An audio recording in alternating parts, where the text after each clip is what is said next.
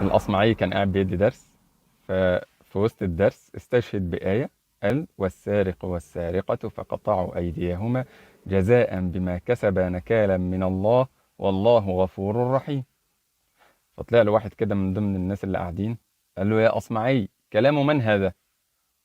قال له: هذا كلام الله. قال له: حاشا لله أن يقول هذا الكلام. فالأصمعي اتصدم واستغرب، والناس اللي قاعدين استغربوا.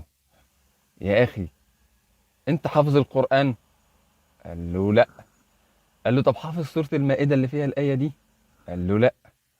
قال له: طب أنا بقول لك دي آية في سورة المائدة في كتاب الله. قال له: حاشا لله أن يقول هذا الكلام، مستحيل يكون ده قرآن. فالناس قاموا عشان يضربوه: أنت كده بتكفر.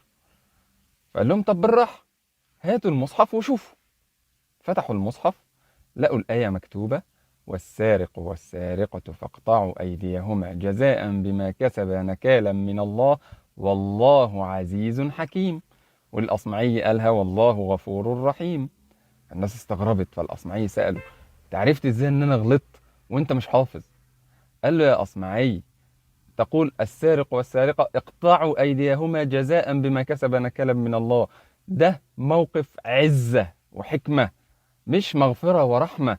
عشان كده القرآن جه لأكتر ناس فاهمة اللغة، عشان كده هو في ذاته معجزة.